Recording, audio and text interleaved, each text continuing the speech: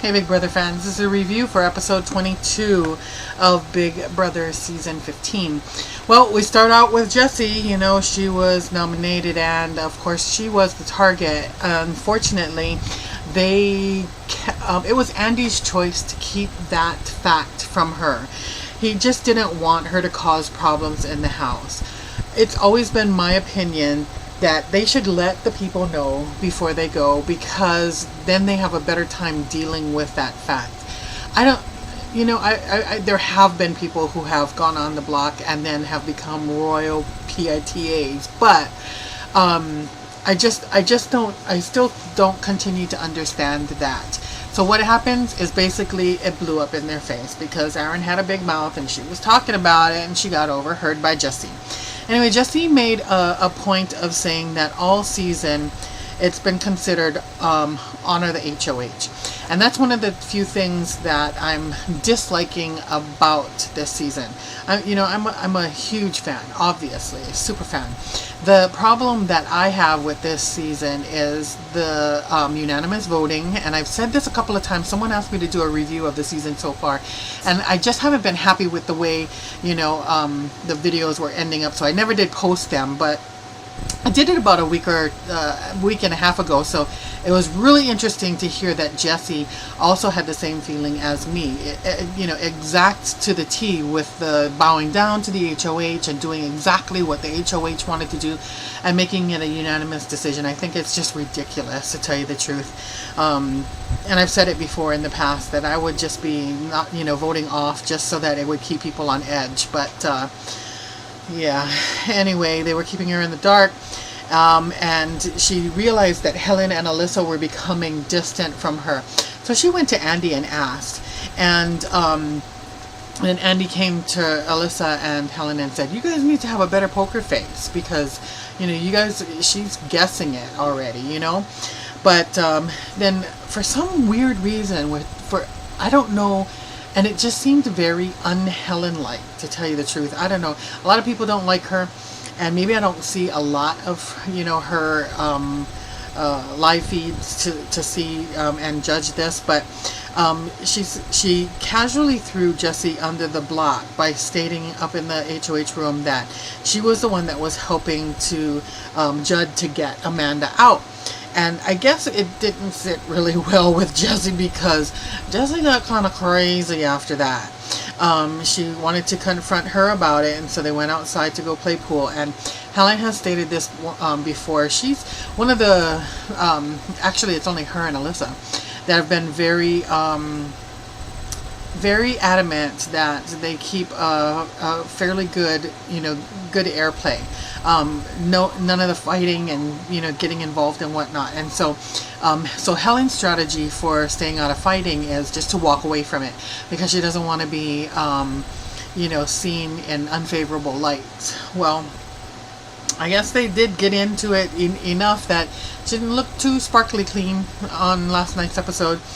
But she did end up lying about wanting Amanda out since they did a flashback. But to me, the flashback kind of showed that she was on board, but it was what she said that made me wonder, because she said, I spoke with Alyssa and she's on board. Now, did she speak to Alyssa because Jessie came to her with the let's get rid of Amanda idea, or was Helen the one that said to Jessie, we need to get rid of Amanda? And they agreed, and then she went to Alyssa and then said, I spoke with Alyssa. I don't know, because I didn't see that with my own eyes. So I don't know. I know that Helen has done lying in the house. Everyone has done lying. I'm going to turn on the fan, and I know that's going to affect the... but it's really humid and hot today. Yeah. Very hot. Amanda said, that she was going to go, we could have a Keeping It Real with Mandy, with the, meeting with everyone to talk about it. And that never panned out, apparently, because we didn't get to see it.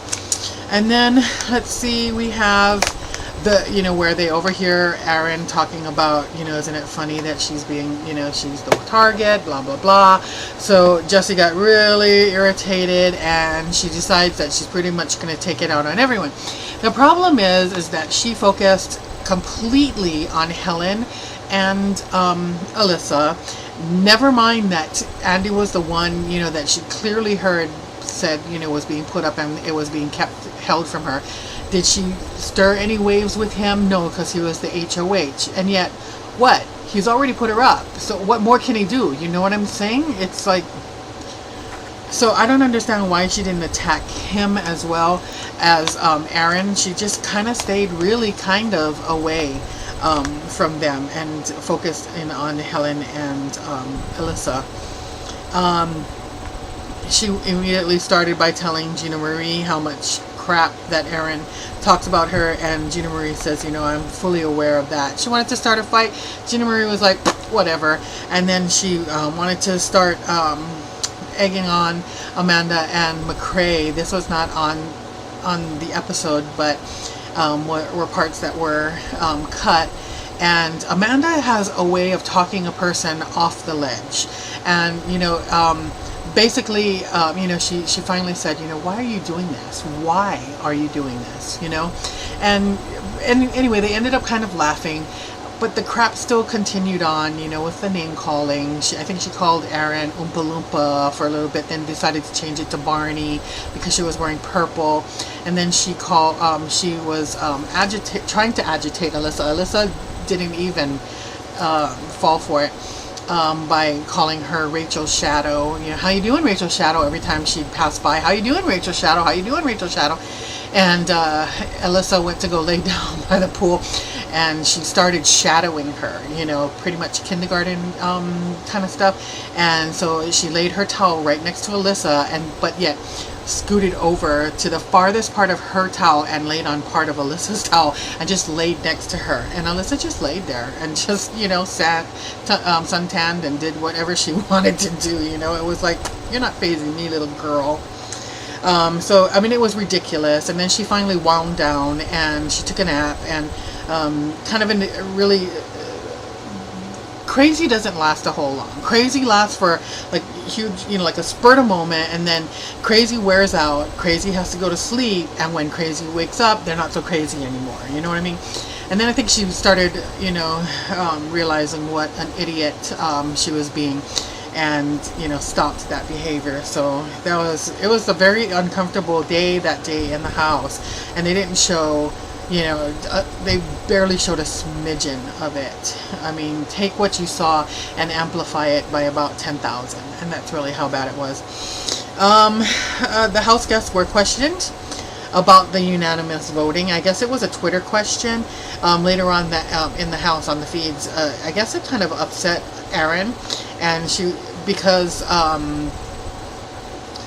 she wanted to know if they were going to be able to answer the Twitter, because they have control of the blog and Twitter account. They can tweet.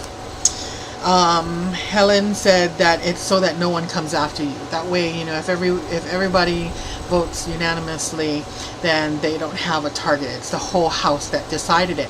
And I'm thinking, how are they even going to know?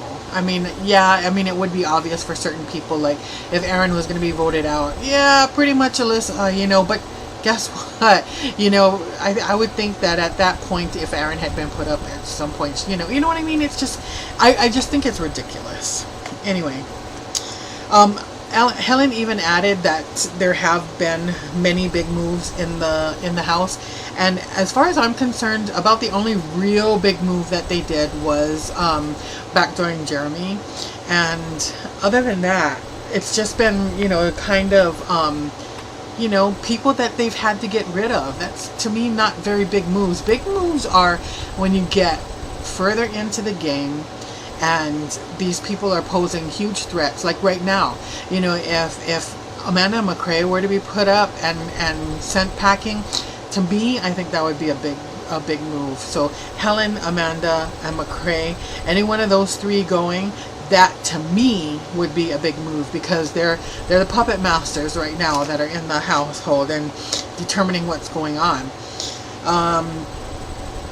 By a unanimous decision, Jessie was voted out, and she went to go talk to Julie. Julie's hair was all down, she had her big old teased up puff, up here, but it looked really pretty down. But the dress, Come on now. That might have been sexy on the Little House in the Prairie.